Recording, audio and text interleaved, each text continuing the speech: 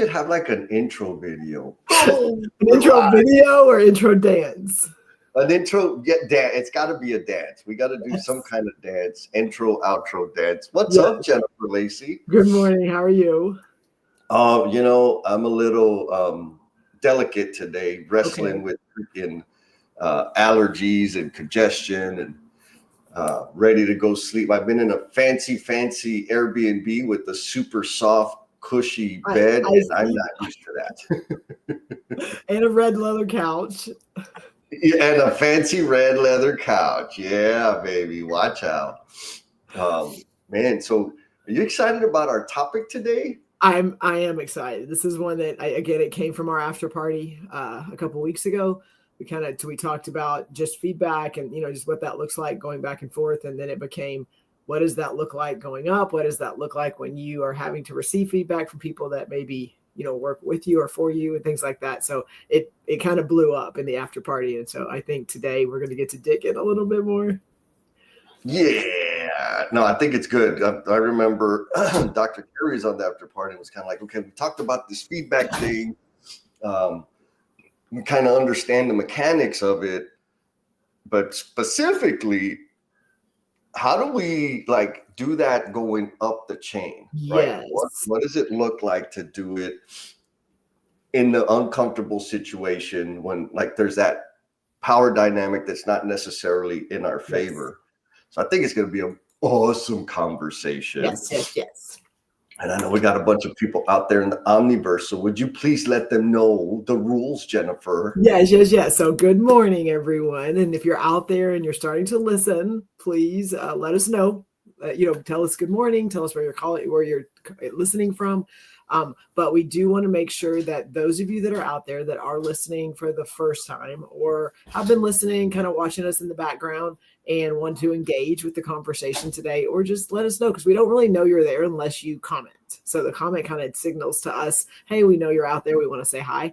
So if this is your first time we're coming across your feed, or if you have been listening and you want to engage a little bit today, if you will just drop us a blue heart. Now, that may be your only engagement and we're fine with that. But the blue heart kind of signals to us that we want to acknowledge you and say hi to you. But it also lets our tribe know, hey, we got a new member. We want to make sure we celebrate you, getting involved with your content. And then also any comment you make today, even if it's just one with an emoji, you get into a randomizer, which Jesse's going to talk about. And what that can do is it will drop you into a drawing. And Jesse, what do they get when they put their name in the hat? Well, Jennifer, when they make the comment and come out from behind the curtains and stop lurking, that gets them in the randomizer. And if your name gets selected for the randomizer, you will get a 1-month pass to Emotional Bungee Jumpers and the Cultivation Crew. So you can come and test that out and see how scary it is or how scary it isn't. I think, another way to that I like about our thing, because we just had our Emotional Bungee Jumper session yesterday, is it's a deeper, more intimate, amplified experience, I would say, compared to what this is, right? We get to see each other, we get to really get vulnerable and work on skills together. Where here's you and I talking and engaging with amazing people like Mr. Jim Guntorius. He's coming in from YouTube because LinkedIn was acting funky on me today. Earlier, I'm not sure what's going on. It's just too much star power, Jen. I think it's what it is. Maybe. So, Jim, thanks for finding your way here. I'm wondering, here's another one. We got Mr. Good morning, Steve. Coming in from Connecticut. So maybe it's just the central servers for LinkedIn that aren't working. Because that's where we are. So that could be it. There's just a lot going on. Jen, I think I'm here in Dallas. You're in the DFW area. Jim's in Dallas. It's just too much sexiness for the damn interwebs to manage. But folks out there, you're in the Omniverse. Like Jen said, drop a blue heart and make a comment, ask your questions, share your thoughts, because that'll get you in the randomizer. And at the top of the hour, we'll do the selection thing so we can see who gets that free pass to come hang out and build some skills and connect with other world shakers. Oh my goodness, they're coming in. Sarah from Facebook. We have everybody today. Everybody's saying we got Facebook, LinkedIn, YouTube. Sarah says, good morning, you two. Hope you have a wonderful morning. Absolutely. We are going to have a good morning. And so I say we just go to it, Jen. Becoming a trusted resource, right? Like that is the idea here. And I know I picked the title because we were kicking it around. We had the after party, and then we're talking about, okay, like what was that, like the meat of the conversation. And so just for clarity, what I mean when I say becoming a trusted resource, I'm talking specifically for human beings viewing me as a resource and that they can trust me. Now, another layer deeper, because sure, you can trust me to be one of your sexiest friends. You can count on me for that. That's not what I'm talking about. I'm talking about being that person that people know they're going to get some stinky news from me. They're going to get my clear, direct, unvarnished observations of whatever it is they want from me. And so within that context, it's really more, for me anyways, of people understanding or knowing that they can count on me to tell them stuff that's more valuable, like beyond what they want to hear, and the stuff that they can use to help accelerate their growth and their self-awareness. What do you think, Jen? What is it? Go. I think for me, it's the honesty, the vulnerability, the authenticity, like the things that we've been talking about for 4 years. It's all of those things in a person that it's one thing to have a, authentic conversation, you and I, where, we're being real. It's another thing for me to see an opportunity for you, growth, evolution, something that I see that may not have been the best thing. Like that's another layer. I feel like having a real conversation is one thing where you're showing up and you're being authentic, but also like being willing to, this is going to be tough. This is not going to be the best. We're not going to be great sunshine and roses and everything else. Like this is going to be maybe a little stinky, or this is going to push them a little bit outside their comfort zone, or this is going to hurt a little bit. And I think those are things that normally we just avoid because they're not comfortable. They're not fun. But I know that I am surrounded by people, and they have been hand selected because of who they are and how they do this specifically, that they will say the things that need to be said without the filter worrying about how I'm going to take it. And I think that's the stuff we're going to talk about today, is people willing to say things to me. That's the first part. And being in a place where how do you do that? How do you share? And then the receiving part is the other part that, like, it has to be both. I can be willing to share real, authentic, kind of stinky, not so great stuff with you, Jesse. And I can feel safe to do it. But if you're like, yep, and that's great, and I'm not doing anything about it, like that's a whole nother element. Yeah, that's a different deal. Well, and I liked it the way you what you pointed out, right? Because I think there's the receiving part. And so what I mean by that is I've had bosses that I needed to be the trusted resource for. Now, the way that they operated as leaders with that level of authority made it, well, we'll just say this, for me, it doesn't take a lot. Like the worst thing you can do is fire me. And if you fire me, I'm going to go I'll make money. That's not a big deal. Right. But for a lot of folks, it's a big deal. Right. And I've heard leaders kind of complain like, man, no, like they don't tell me what they're thinking. It's like, yeah, fool, because of your behavior. Yeah. And so maybe we'll touch on that a little bit of like the leader's behavior that creates the dynamic so that people will give you, and when I say people, I mean like your direct reports. Again, back to the power dynamic. On the other end of it, I don't give anybody a pass on not giving really meaningful feedback up the chain. I know it's scary and I know there's risk, but there's no reason not to do it, especially if you're in a situation that is less than optimal. Like if it's no good, what the hell are you waiting for? Like, the worst thing they can do is terminate you and let you go find an amazing place to be. And Jesse, and another element to this is, and I'm not calling any names out, because there's just another element to this, that if I am willing to complain to Jesse about somebody, I've also got to be willing to have the tough conversation with them. Yes. Oh my God. Okay, so it's gonna be good. We got some rascals in the comments. Okay, well, that's, of course we do. Good morning, Adam. He's saying he loved the fit today. Thank you, my friend. Miss Leslie is back. Leslie, how have you been doing? She says, good morning, coming from New York City. You're happy, Leslie. I'm happy you're here. All right, so I think we should just hit the Omniverse with the question. Okay. Here's one. Can you share a time when being trusted cost you something in the short term, but paid off in the long term? So meaning, there a time where you like stepped up and you said what needed to be said, and there was some negative repercussions in the short, like in the quick, like within, short term period of time, but over time it turned into something really meaningful and really beneficial. You have one of those, Jen? Well, I do, but I know you and I talked ahead of time, so I know I want to start with you today, because I feel like you always get to just throw it at me. So I want you to start, and then we'll bring mine in a sec. Okay, perfect. So we were going through these questions this morning. I'm like, oh my God, it took me back. There was the company I worked for way back in the day. They had like a roundtable breakfast with the CEO, and they did this like every quarter.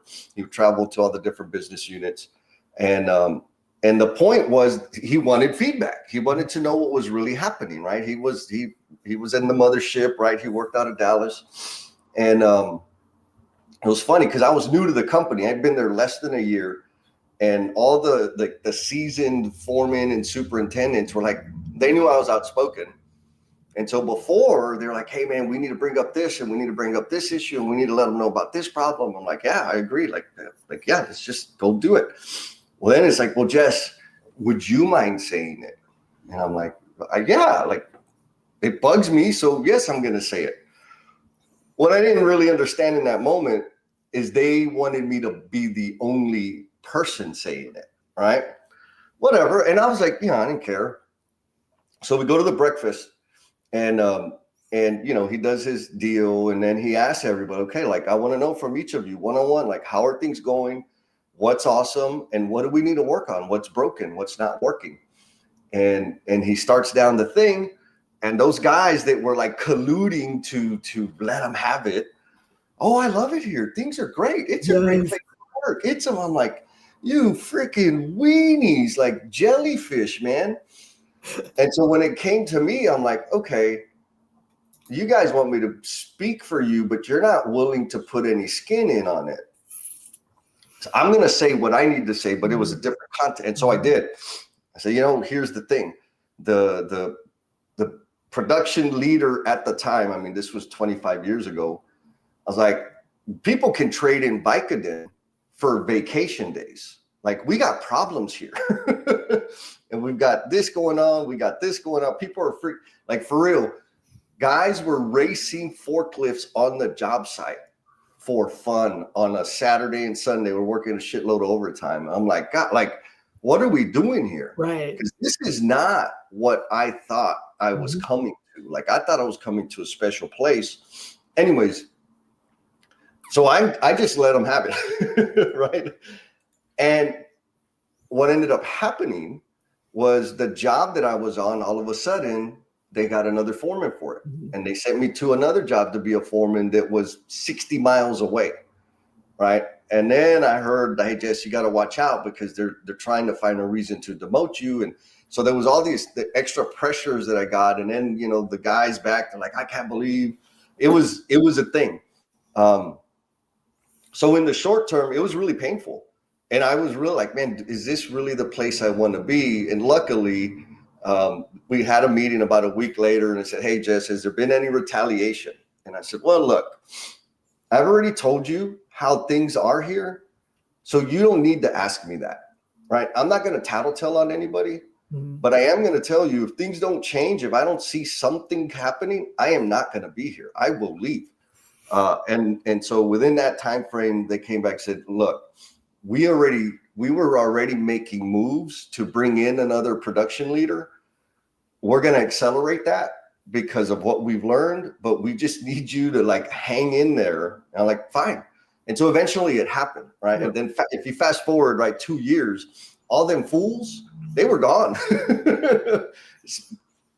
But I had to work through the friction, and I had to be willing to put myself on the line, because even the senior guys that had been there for a long time, they wouldn't do it, even though they knew, right? We were all in agreement that there was a problem, but I just didn't think it was right. So I put myself out there. But again, I want to be clear. That's my nature. For a lot of folks, that's not their nature. So I don't know. How does that do? It really resonates with my example is, and it's not just one example. It's kind of I want to clarify, because it kind of goes into your story. Is there's like I want people to understand, sometimes feedback is just not agreeing. And that's, and you said that. So like you're in a room, and these are my examples where we're in a room and somebody's saying something, or they're presenting something, or they're saying this is what we're going to do, or this is how we need to do it, or this is why. And if we're in the room and we're just watching all the yeses and that's great, whatever, and we know it's not right. We know it's not, we know that there needs to be something else said, or a comment, or, hey, what about this? Or have we thought it? Like, if we know that and we don't say anything, it doesn't have to be, you're not a good leader, or I don't agree. You know, I think you could improve on these things. Like, I know that's what we think about when we think about feedback and stuff like that. But it's also like, no, I don't think that's the right direction. And yes. so like, to me, that's hard. And so going into it, how is everything? Everything's great. Like you said, like sometimes it's just being the person in the room. And sometimes you have to be the only one. I hate to say that, because until one person says it and does it, everyone else is like, ooh, like, I'm not sure I want to be the person that pushes back. Yeah. So it doesn't have to be this big fight. Sometimes it's, I don't agree with that. Yes. Yes. And that's like opens the door for other people. They're like, ooh, let me tiptoe out there. Yeah, totally. But it also could make you be the person that, and you and I've had this conversation, it also can make you the person that doesn't get invited to the next room. And that's okay. Yeah. Oh, look, Adam reinforces that we are tacitly approving if we don't speak up. Yep. All right. And so, folks, some of y'all have heard me say, right, when I'm out there facilitating, teaching, training, consulting, I have one rule, and that rule is no bobbleheads. And it comes from exactly what you described, Jen, and from like that first experience that I shared earlier. Is like, if you disagree, and I'm explicit about it, like, guys, people in the room, when you disagree, when this doesn't land with you, when it doesn't make sense, say so, because the worst thing you can do is sit here and bobble your head and say, oh, yeah, and then go piss and moan about it at the freaking coffee room, complaining about how stupid an idea it is. Like, no. I'm not saying you're going to change my mind, but knowing that you think it's stupid is important so that we can come up with something that is appropriate that people can get on board with. It reminds me of the stand-up meetings, Jesse, and I always go back to the stand-up meetings. Is we create an environment where we ask people to give feedback, to provide constraints, to tell us things that are not happening or that they need to happen. And there's usually supervisors, people in that meeting that can make things happen. So when they bring or surface problems, like the response should be, is that how can we help alleviate or get these obstacles out of the way? But when that becomes, someone surfaces something, they bring some truths, they bring something that is impacting work, and our response as a leader is either to attack or to diminish or to discount or to not address it. Yep.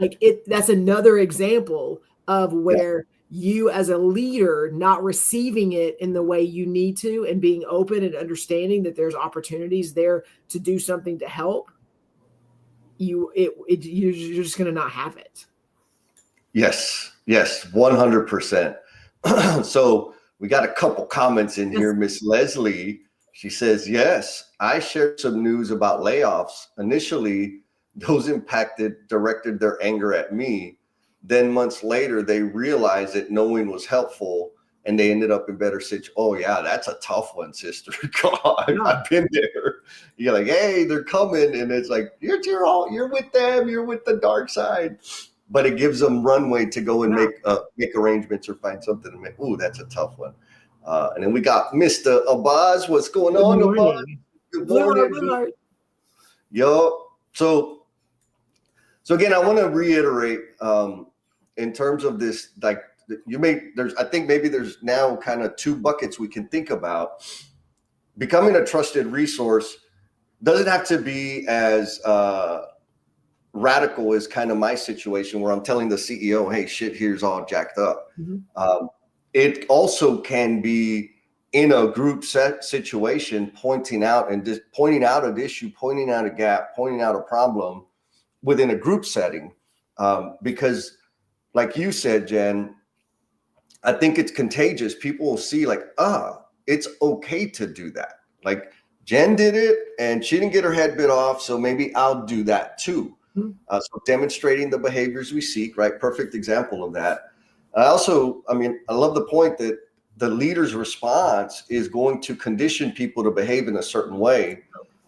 But I want to, here's my thing is, I understand that it's easy to say, yeah, freaking leader, it's all the leader's fault. The leader needs to be better. The leader.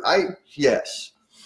And we need to advocate for ourselves, right? That's kind of, for me, the main point I want to be making to people is kind of just like the first question says, becoming that trusted resource is gonna cost you in the short term. Oof. Like, period. It is gonna be uncomfortable. It's gonna be weird. You may be ostracized. Like all of those things, you can count on that happening. Mm-hmm. In the short term, but in the long term, it has dramatically better outcomes, better results for people. Jesse, what you just said, I want to add, you said we have to be our own advocate. We have to be our advocate and for others. Yes. Because in my mind, when I think about being in a room, having a tough conversation, or even challenging someone, most of the time, it's not just something that impacts me. Yeah. Most of the time, it is someone either saying something that someone else did, or they're bringing somebody that's not in the room in the conversation. And are we willing to go, hold up a minute, that person did this, this, and this, or that person is the one that we need to credit for this? Like, it's not only just not agreeing, but also, do we give credit? Or do we recognize and advocate for those not in the room? Actually, I think that's a phenomenal point, and maybe a challenge for the tribe out there. Amazing tribe members like Miss Yesenia. What's up? We got to see this week. I know. I got to see her in person on the other day. The Golden Shovel Awards. So maybe that's some medicine, right? That can help people gear up, like, especially if you're like, it's way outside of your comfort zone and you recognize all the risk, because again, there is risk associated with it, like for real. But knowing that you're doing it in service to others, knowing or understanding that this is not just for me, this is for the group, that can give confidence, right? Like that can help people boost up and say, okay, somebody's got to do it. And here's the thing, man. If you're experiencing it, you ain't the only one. Right. Period. And if you're waiting for somebody else to say it, you're waiting for the wrong person. It needs to be you. Like that's just that. Yes. Like that's just where I come from. Now, there's a lot of things that happened in my life when I was young that make me my threshold and tolerance for things that I think are bullshit and like not saying anything about it is very low. Like I gotta say something about it or take some sort of action. Go ahead. Go. No, I was just gonna say, I know that it is very difficult for people. A lot of people, I'm sure you've heard this, Jen. Well, yeah, sure, it's easy for you. Yeah. You look at the position you have, look at the title you have, I get that a lot. I'm like, yeah, but no, like I didn't freaking enter the workforce with the credibility and influence that I have now. I started off as a green ass apprentice that didn't know anybody in the company, just like most people do. So it took me it took work to like courage to freaking say the thing. Cause I didn't have, we'll just say the social capital that I have now. Mm-hmm. And so I'm just sharing that for people. Like, you're not getting a pass from me. Mm-hmm. I understand, but you don't get a pass.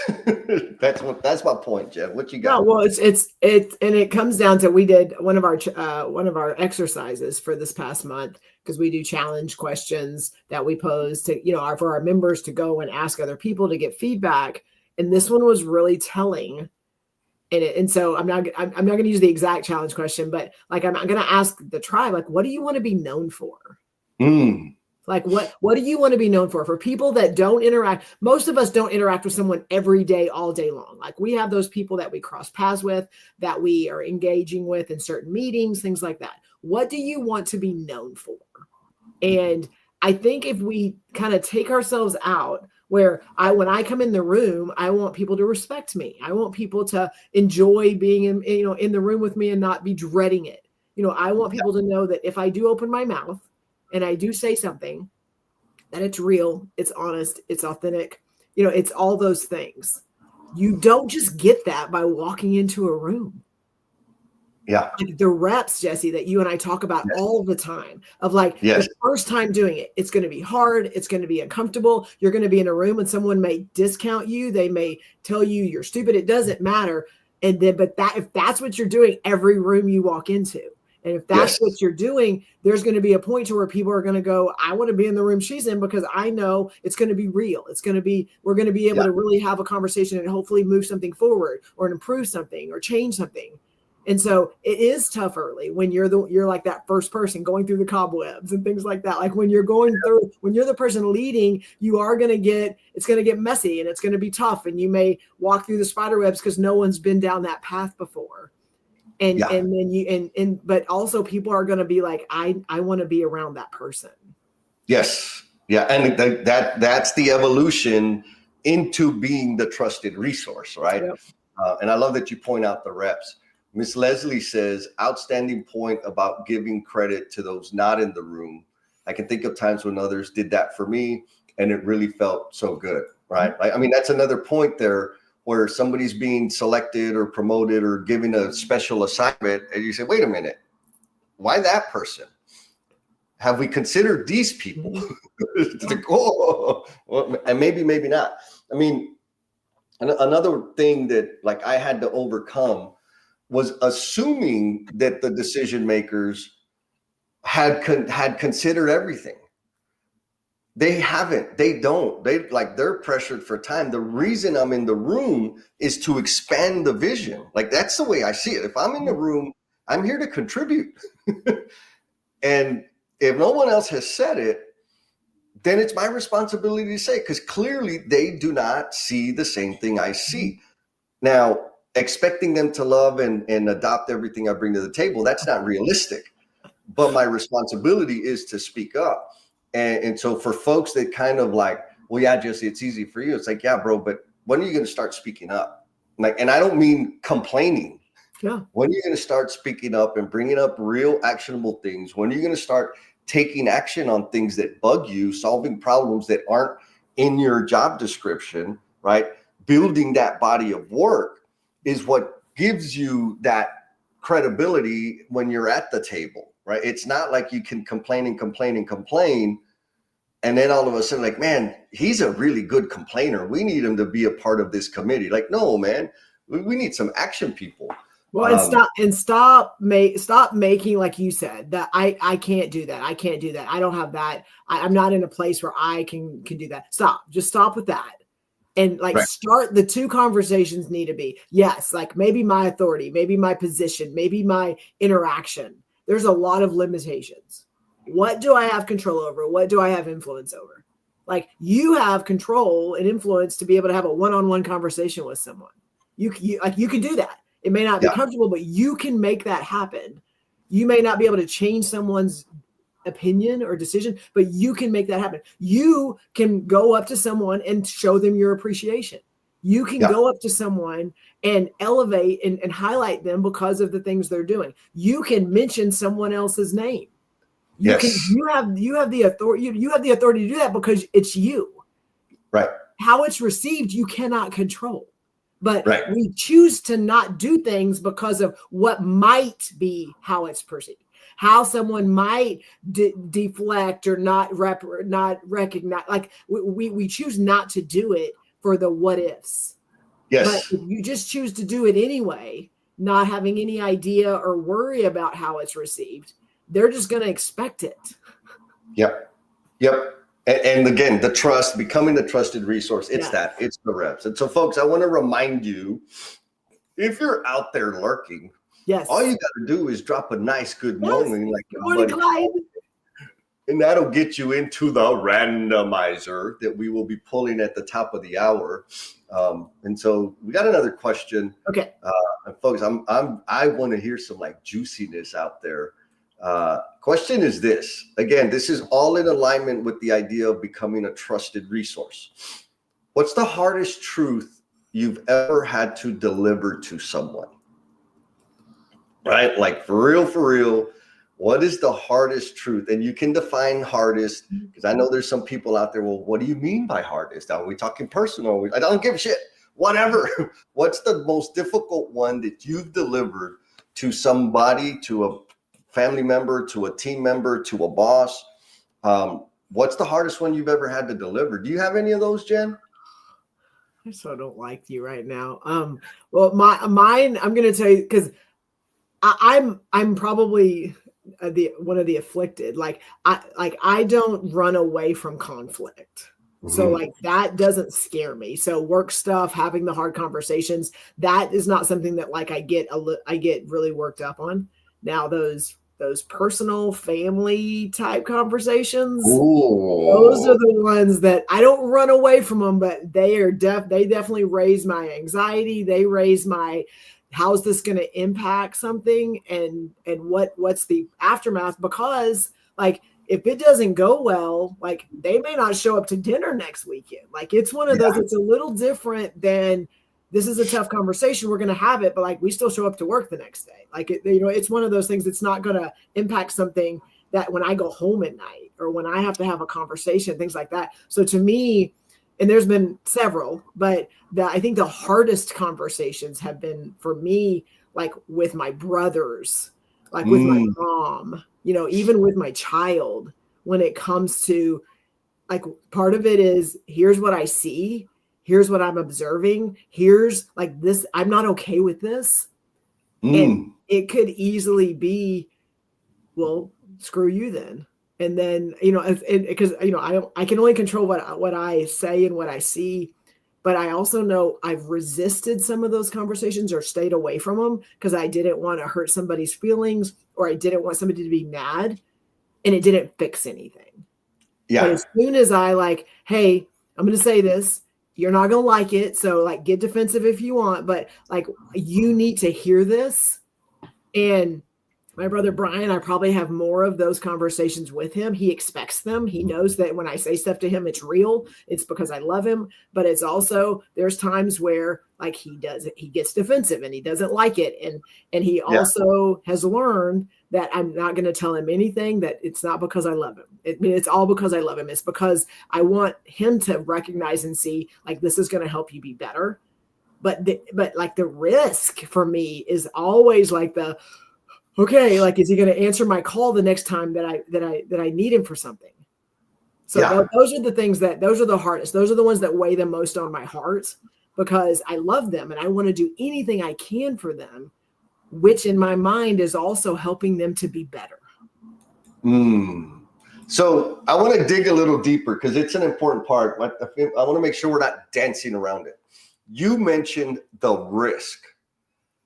Tell us more about what you mean in terms of the risk, because that risk is real in the family setting, in the professional setting. Yeah. And I think it's the thing that keeps us like, ooh, I'm not going to say that. I think for me, what it is the risk that I've experienced. Not the risk, the outcomes I've experienced of me saying what's real, saying what needs to be said is like, I don't see my brother for 9 months. And not, I have 3 brothers. So I have different relationships with all of them. We're in a much better place now, but there's been times where because of the real talk, because of the, maybe they feel like they're going to get ganged up on, or somebody doesn't agree with a choice they're making in their life. They just don't show up to anything for 9 months. And we're like less than an hour away from each other. So it's like the risk is I want to help them. I want to tell them what I see. But I also am risking like severing a relationship. Yes. And that's real. Like that's so real. Like in the professional setting, if I'm going up the chain, the risk is that I lose my job, right? Yep. Or that I don't get the promotion, that I don't get the raise, that I have a bad, whatever, that they don't like me. Yeah. You get a reputation. It's all of those things that none of it in our minds, like they're not bad, but they are repercussions from you doing something like that. Yes. And then with family, the risk is they're going to be pissy. They're going to disconnect from you. Like, and they're all real. But to your point, for me, my filter is this is like, do I think about the risk? Do I worry about it? Yeah, it like comes into my brain, but it's like, but I'm not going to help them. If I can't just not say it. Like, sure, they may like, what's more valuable to me? Me being their favorite or me contributing to their path? Mm-hmm. It's me contributing to their path. Right now, I also want to be clear that I don't just vocalize every freaking critique that I have, right? Because some of it is just weak sauce. It's preferential. It's something that's like my personal opinion that isn't going to help you necessarily beyond making me happier. In those cases, like whatever, it's not a big deal. But you kind of said it earlier. When I see a behavior or a decision or some thinking that's like, wait, that doesn't serve you unless you want to be this person, this behavior, you need to look at it. Because I think that's a good point. I think the point, and you said it, and this was in a conversation, I think even yesterday, is when like I have a brother and he was making not very good choices. If I'm getting onto him, is it for him or for me? Yes. And so I think that's like, am I doing that because it's impacting anything in my life? No, it's not. It's because I love him. So how do I say it to him? How do I communicate to him that it's not, I'm judging you. You're doing something wrong and I am calling attention to it because I am righting you a wrong. Like that is how a lot of conversations go sideways. Yes. Even though if you've gone through the filter and you realize it's not about me because I can't control his choices. It's about my care and my compassion and my wanting him to be in a better place for him. Yeah. And if that's where you are, do your words match that? Yeah, I agree. And if you guys didn't know, in the emotional bungee jumper session, that is something we work on, right? It's like we can tell, we become aware of it. I'll say it this way. Become aware of it in the questions that we ask. Yep. Right? Because when we're asking investigative questions, problem-oriented questions, that's more about me than it is the problem owner. Right? I need to know more. Tell me more about that so I can understand better so that I can, it's like when you're in that mode, like you're not worried about what their problem is or where they're going to go, what their next choice is. You just need to feel better about it. Yep. Stop and think about that, because if that is where you are when you're dealing with people, and I just need to understand, it's about you. Yes. And the same thing with solution shanking and offering advice and shit. Like, that's not necessarily about me. That's about you wanting to feel like you helped me in some way. Yes. All the things. Yeah. So it's a complicated thing. Mr. Hoot says zero violations. Yeah, actually, folks, yesterday was the first time there were 0 violations on the call, which is awesome, which just an indicator of the progress we're making. So the question was this, what's the hardest truth you've ever had to deliver to someone? Jen, you talked about your conversations with your brothers. Mr. Clyde says with the estimating department, they missed all these little details that are costing us money. And I know those, I've been in those conversations. And this was before I understood how to like effectively communicate the problem. Because I'd come like, freaking estimators suck. Y'all missed all this shit. And like, that doesn't help, right? Telling a dummy that they're a dummy does not motivate them. I'm not saying that estimators are dummies. What I'm saying is the way I presented the issue can make a big difference. And so, like, especially in the estimating department, I got a lot of estimating friends out there. Them fools are, I mean, they're working redlining all day, every day, estimating their butts off. And some things do get missed. Now, there are some things that are overlooked that could maybe even fall in the bucket of negligence, or maybe there's lessons learned to say, hey, man, there was these details or whatever. Next time we need to account for these things. That's a different conversation than saying, well, it's not my fault we're over budget because the estimator screwed it up, right? Like, that's not going to get us anywhere. That's not going to get us on the path to being a trusted resource. So I love that Clyde brought that specific example, because I bet everybody on the call is like, oh, well, shit, we've all had that. Like, yeah, but if you want to be a trusted resource to the estimating department, it's more about what's the lesson learned, what's the system change that can happen to produce a better outcome or a more consistent, profitable outcome. Mr. Denver Waters, what's up, Denver? He's going to be in Arlington for Congress. Are you going to be at Congress, Jen? Yes, like it's less than a month away. And so we've been working on this for like since November of last year. So I'm like, we're getting so close.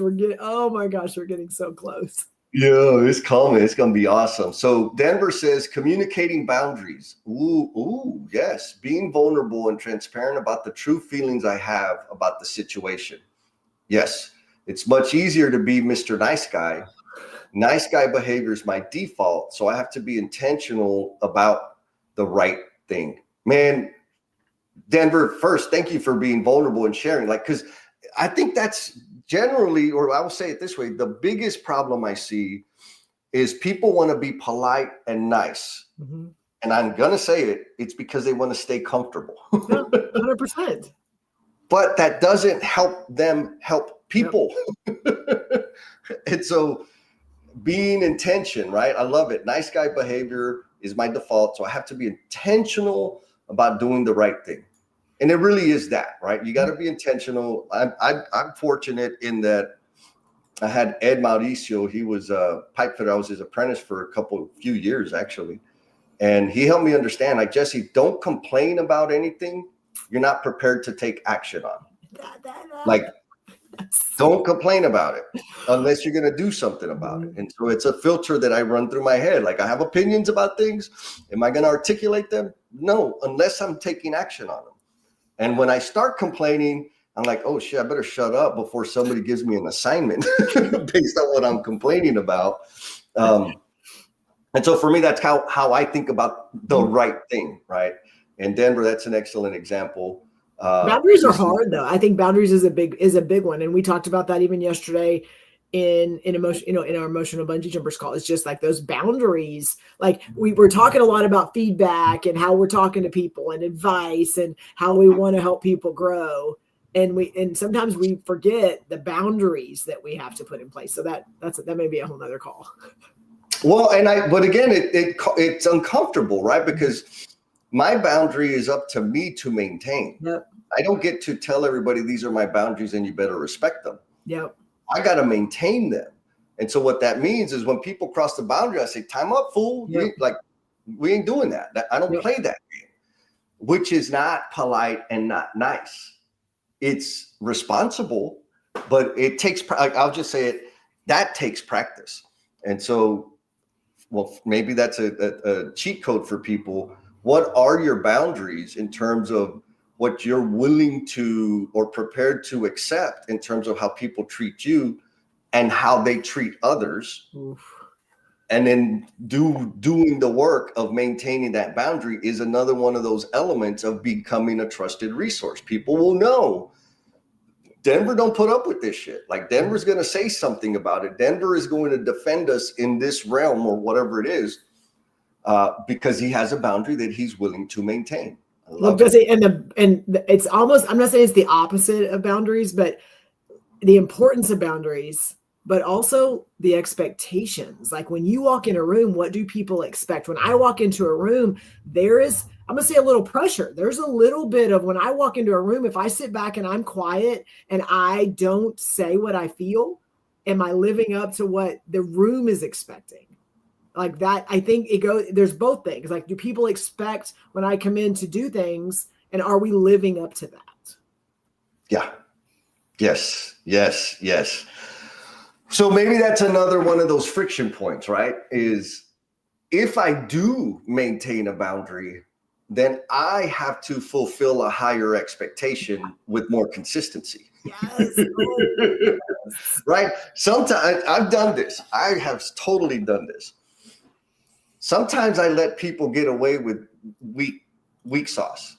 Yes. Because I know now I got evidence, I got ammunition on, like, I let you slide, so you better let me slide in the future. Ooh. But if I maintain it, then I got to be ready for their ass to come, like, wait a minute, fool, like, you held me on this, I'm going to hold you on that. Like, oh, shit, you're right. Yeah, it's a complicated thing. All right, so. We got some people. Good morning, Jamie. She looks like a superhero right there. No. We're going to see her at Congress too. Yup. Steve Martin answered the question, what do I want to be known for?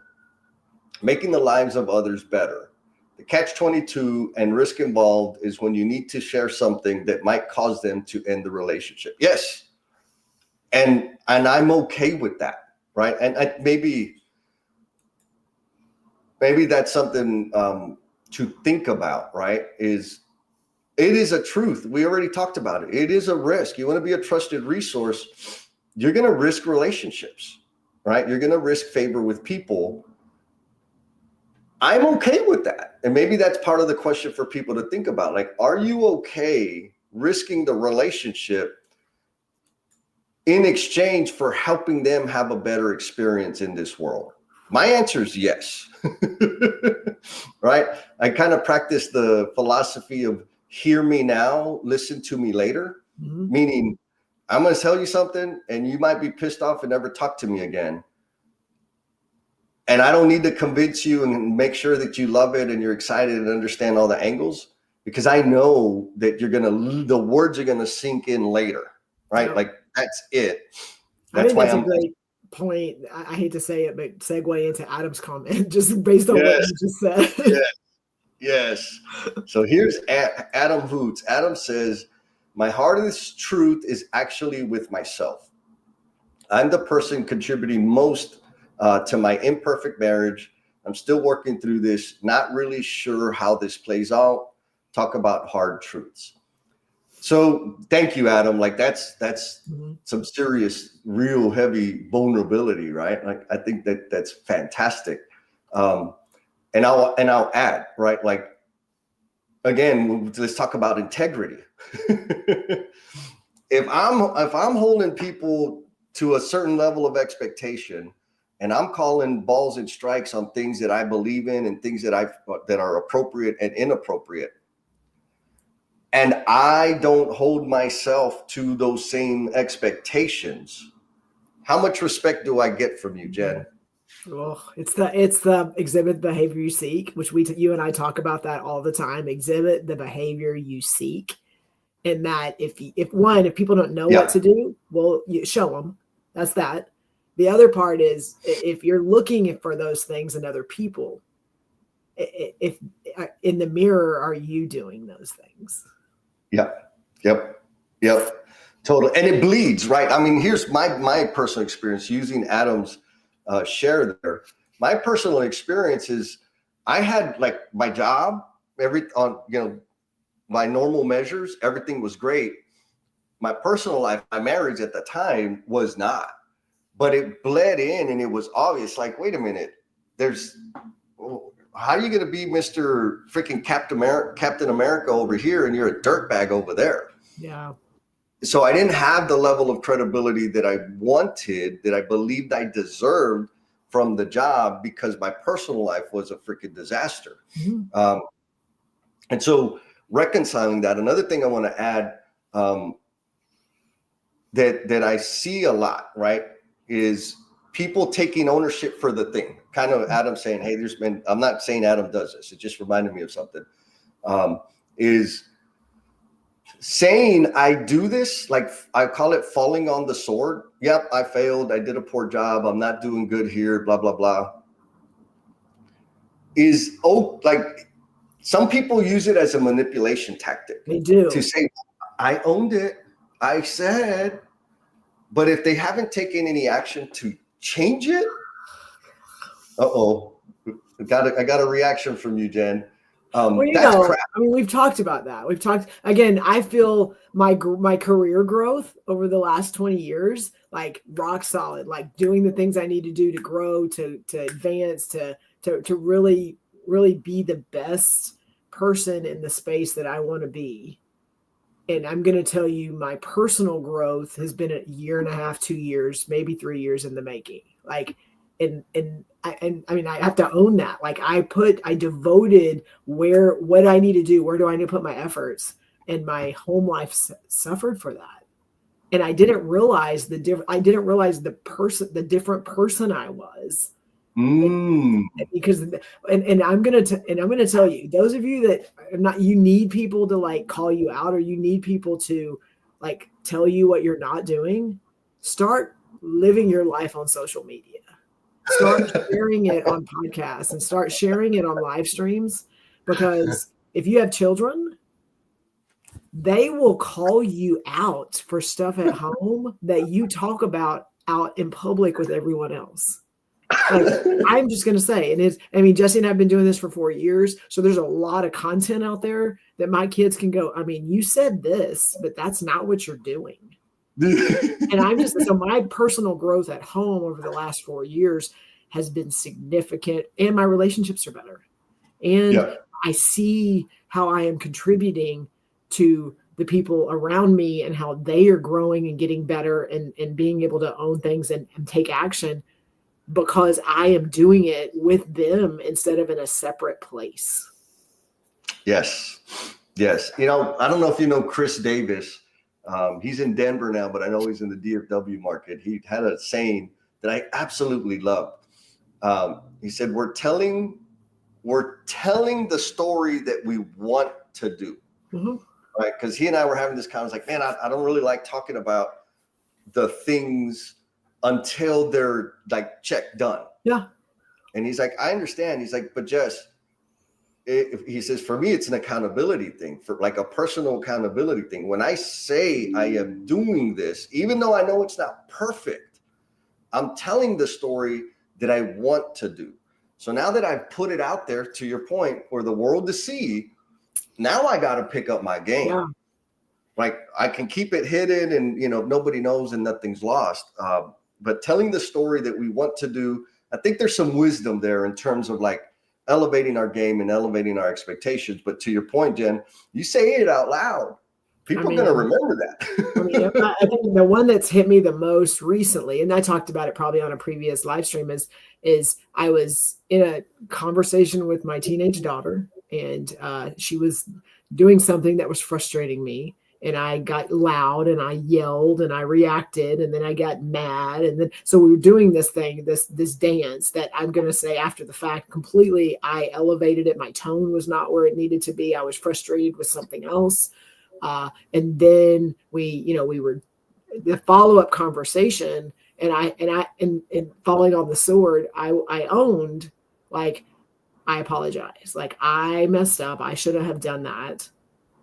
And this is hard. Like, she looked at me and she said, "You don't need to apologize, just change." I mean, and again, she wasn't doing that to make me feel bad. She wasn't doing that to hurt me. It was the falling on the sword thing. Like, that's step one. Yes. Like, then what is your next action? What is your behavior change? What is it? And if I just in that moment changed my behavior, it doesn't mean jack crap. Like, yes. What is the follow-up and the next one and the next one? And am I doing it and then apologizing every single time?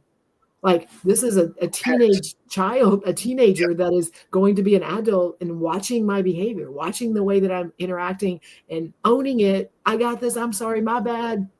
I mean, like, we all know how to do that. Then what is that next step? What is the things you're doing that make you not do it again? Yes, 100%. And so I'm going to go back to Hoots, right, and give him some credit here, because maybe there's a cheat code that I know I wasn't thinking about before we started the live stream. But if you want to be a trusted resource and have like courageous conversations with other people, and you're not having them with yourself, shut your mouth. Yep. Right? Like what Adam's pointing out here, he's like, he has to take ownership. Like, do that. Because I promise you, if you're trying to have a courageous conversation with me, and I know you got weak sauce at home, that's what's going through my head. Like, oh, really? Oh, you're gonna help me? And you're a jellyfish when it comes to whatever real thing. So having those those real hard conversations internally through introspection, through whatever reflection, through having an advisory council, whatever that mechanism is, you got to challenge yourself. And then like that gives me the foundation to challenge and have the types of conversations that I think need to be had. Miss Leslie's loving all over you, Jen. She says, your point about family members calling you out with what you said on live streams resonates a lot. Some things I do well when it is business, and some things I don't do well when it is with family members. Yep. I agree. And she's also, she loves her the hug, D-Lo. She loves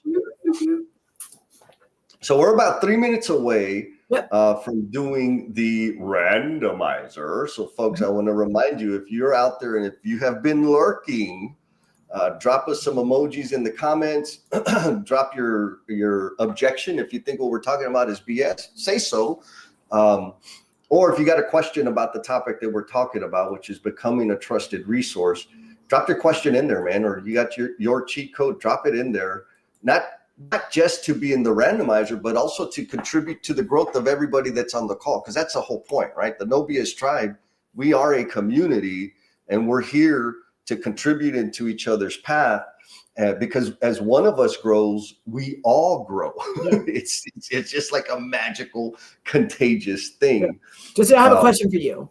Yes. I have a question for you that is a little off script. I know it's not one we have on the screen, but it made me think about this. If I want to be a trusted resource, do I just get to go, Jesse, I'm going to be your trusted resource?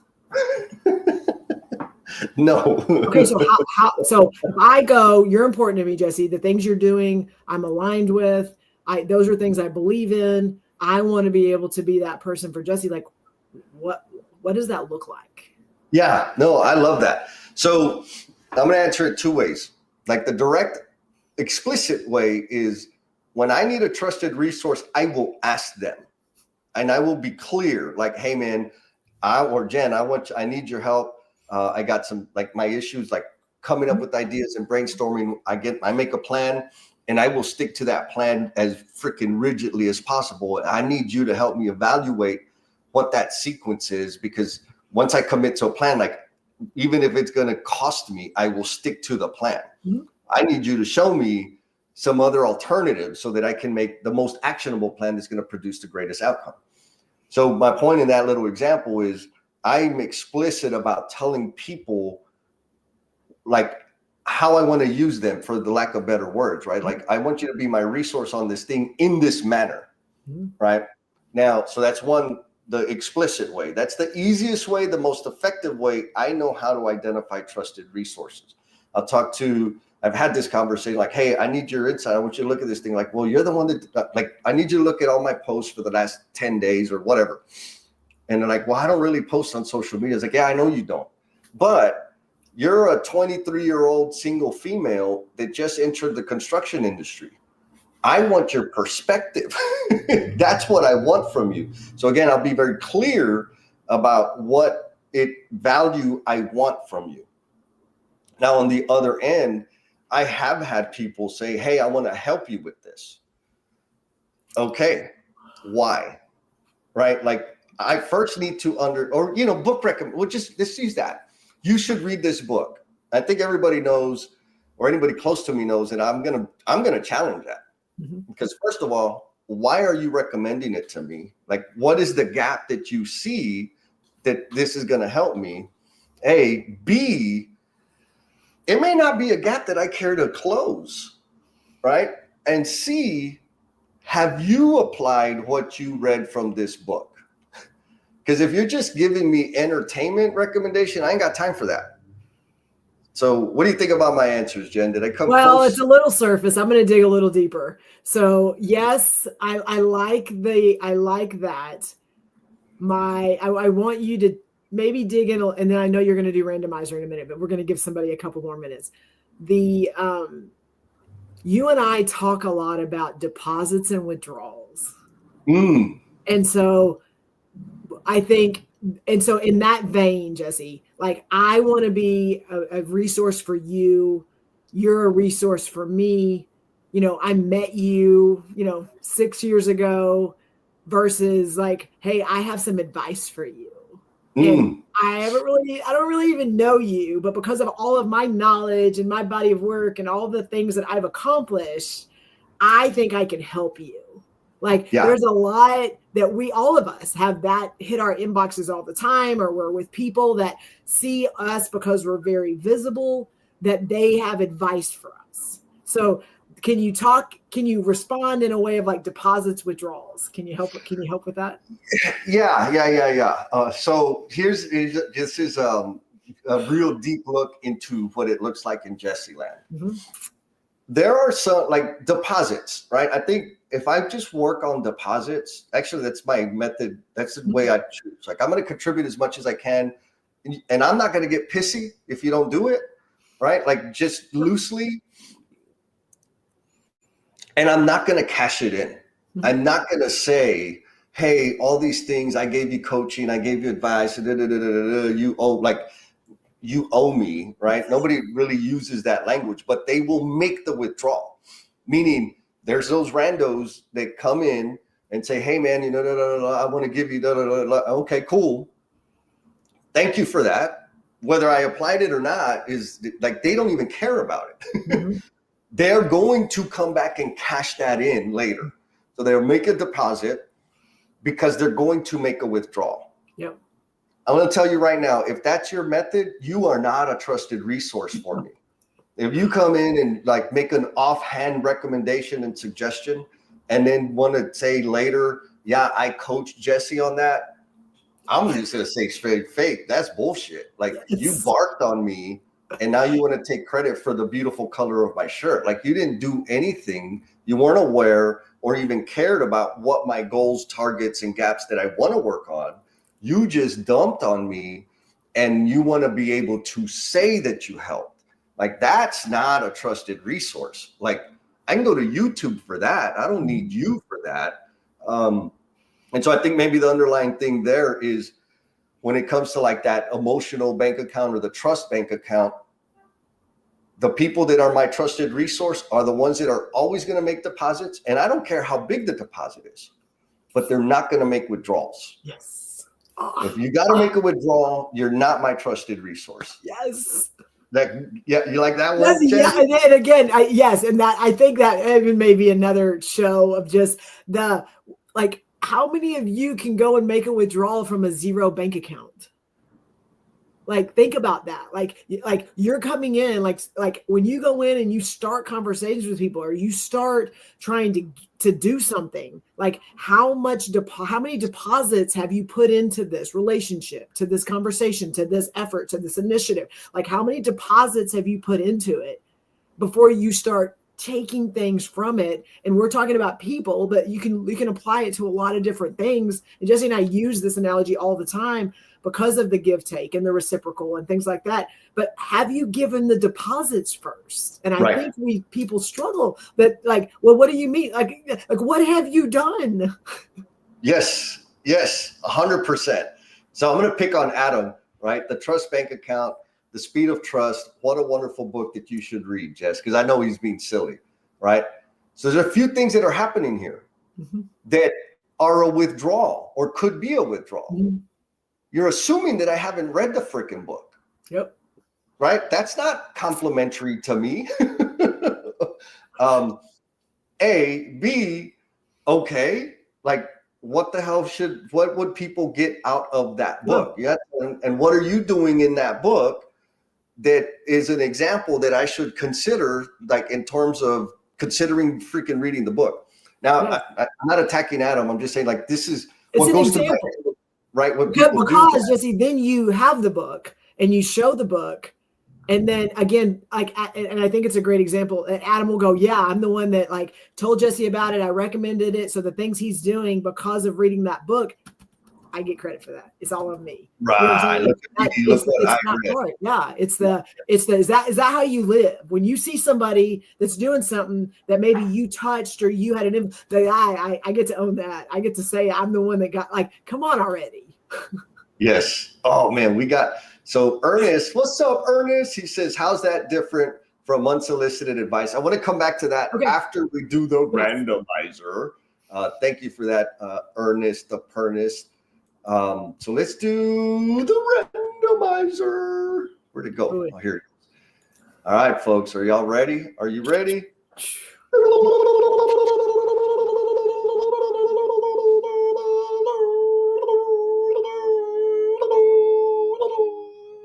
Oh, Steve Martin. Steve, I know you're busy. You may not be, because he's won before. So feel free to gift it to somebody and let me know who that person is, and I'll make sure they get on the invite. Or feel free to come join the Emotional Bungee Jumpers so that we can all have some fun together. So we got like 8 minutes left, but I want to recognize the old dogs, guilty of lurking and being late. Thanks, Jess. I now call my trusted advisors hand-selected for their differing perspectives. Amazing. Thank you. And folks, y'all need to check out the Old Dogs YouTube channel. They're dropping old dog wisdom, seems like every day now. And I think there's like an open invitation. I don't know, Adam or James, let me know. But solid group of people looking to make a difference in our industry, leave it better than we found it. And that is the whole damn point. So back to Ernest's question is like, how is that different from unsolicited advice? For me, Jen, it's the same, right? You telling me to read a book and here's what I think you should do. Here's what you should help. Like, it is the same as unsolicited advice. Now, I wonder, Ernest, if you're asking in terms of like pointing out a problem and showing people, like having care enough to tell people, check in on them.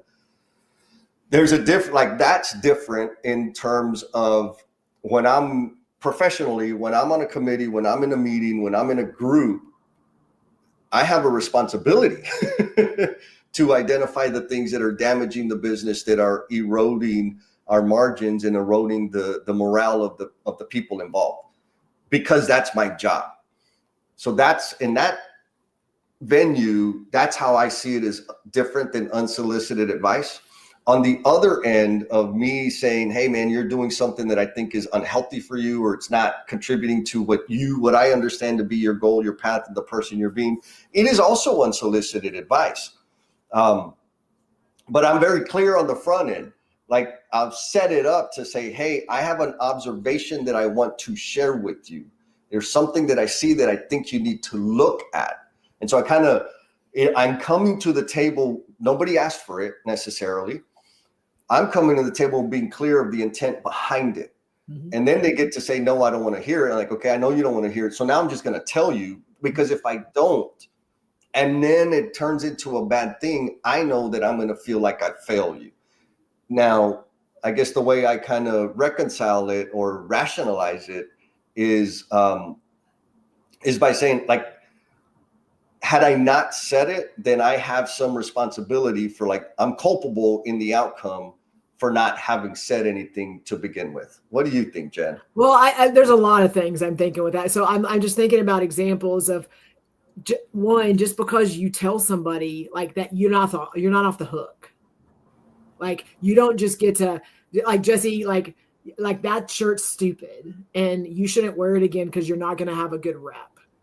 Like, I've said it. So if Jesse wears it again, then, you know, it's like, well, I told him that he shouldn't do it. And so, like, you're not off the hook. Like, I feel like, and that's probably not the best example, but it's like, sometimes we say things just to kind of be able to say, you know, well, I've done everything I can do. Yeah. And I feel like number one, you need a, like, that, don't do it for that. And so I want to go back and it kind of addresses a little bit of Ernest's second question is, well, does that mean you can't take withdrawals if you need something? And so that he kind of was a follow-up question. And so I think that's important, is that what do those deposits look like? What do those withdrawals look like? And so I think you and I talked about, like, you can't just, you know, give these little penny deposits just because you've done some things, and then you want to take a big chunk withdrawal from somebody, you know, that doesn't equal out, I guess is my point. Is a withdrawal, just, I feel like a withdrawal from you every day, but I also feel like I'm putting deposits in there every day. And so what does that look like when it comes to the relationships or the conversations? Is, did you go and put some little nuggets in there? And so I'm good. I've made my deposits. Now I'm gonna need you to come and do this for me. Like, what does that balance look like? Yes. And so I think that's where, like you say, if you withdraw, you're done. And you and I are very aligned with that. But, like, we also want to make sure we're clear that what are those daily deposits? What do those deposits look like? And are they not even balanced, Jesse? I feel like you have to put deposits so much in to earn to get there, to then go, okay, now I need a little help. I need something from you, so that it's not, you're not depleting it. Yeah. You know what? I'm with you, Jen. And I want to, and now I see, like, okay, I could see how this could be confusing. When people come to me and ask me for help, whether they've made a deposit into my life or not, I don't see that as a withdrawal. Okay. Right. For me, that feels like they recognize me to be able to provide some kind of value. Yep. So if you're asking for help or asking for guidance or insight or, you know, an idea, brainstorming, whatever, if you're inviting me in to speak into your life, that is not a withdrawal. What I'm talking about in terms of this withdrawal thing is when you do something and your intent is actually transactional. Mm-hmm. A super simple example. You bring me breakfast tacos, right? Mm-hmm. Which is awesome. I will love you forever because I love food. And then some point in the future, you say, hey, can you bring me some pizza? Because remember that time I brought you breakfast tacos? Yes. That's the withdrawal that I'm talking about. Because when you go back to cash it in, you have just proven to me that your intent was not to make a withdrawal. I mean, a deposit. Your intent was, it was a transaction. I'm looking at what I can get from you. Yes. So I know that's a little bit muddy, but I want to say it again to be super, super clear. Yeah. I'm happy to help and contribute to people's path. It is an honor to be invited. I'm not saying you have to have built up some kind of credit with me for me to contribute to your path. I am happy to do that. But if you do something for me and then you come and hold me to it, say, I did this for you, you should do this for me, you're on the dead to me list, right? Or maybe a nicer way to say that, you're like now out of the inner circle. Yeah. Because I recognize that behavior as transactional behavior. And if you are a transactional person, I'm not saying it's a bad thing. I'm just saying that for me, you are not going to be my trusted resource. Yes. All the things. Yes. I feel like we could, again, so many more things that I think will come from this conversation for the next one. Yes. I love it. So I've already dropped the link for the after party, and clearly the conversation, there's some Yes. more teasing to be done. So if you want to tease it out, share your thoughts, challenges, objections, all of the things, jump on the after party. We're going to be on here in about 5 minutes. You don't have to have your camera on. We just want to kind of get your insights, get your thoughts about today's conversation so that we can decide what next live stream's conversation is going to be. So hit the link, do the thing, and we'll talk there. And Jen, you got a closing thought you want to take us out? It's kind of a call to action a little bit, just because, again, we've got a lot of people with a lot of conversations, probably some that didn't even chat today. So I want to make sure it's a call to action. It's like, in the next couple of weeks, like, take some time. It doesn't have to be a lot of time, and like, write down those that you would consider your trusted advisors. And I want you to think through this. What are some places that you're playing it safe to be liked or to fit in? And what are some very small steps, some very little tiny decisions you can make that will move you off the center? Like, that will get you, like, okay, right now I don't want to focus on anything I need from anybody, but hey, let me start making some deposits. And what do those look like? And again, it may be one, or you may have a list of 10. Ask yourself, how transactional is it? Ooh. So all of those things, that's my call to action right now. Ooh, y'all gonna have to replay and make notes on that. That's some serious heaviness. Awesome. Well, and I'm not gonna add any more weight. Like Jen already gave you the assignment. I just want to sign off by saying, Elizabeth, what are you doing, sister? Say congratulations on the Golden Shovel Award, Jen. And Liz, I didn't take a picture with you. No. Damn it. I missed that opportunity. And then Ernest, like, folks, y'all need to know, he's my brother, and he makes these freaking lemony desire cupcakes that are like, and he'll bring them by and say, hey man, I got some cupcakes. You want to come pick them up? Or I'm going to be in your area. I'm going to drop them off. And I'm like, oh my God, it's the ultimate thing. And to date, he has never said, well, remember that time I gave you lemony cupcakes? Like, he's just making a deposit, and that's why he's amazing. So the link to the after party is in the thing. Go do the click in, and we'll see you at the after party, or hear you at least in the after party. And until next time, folks, we will see y'all later.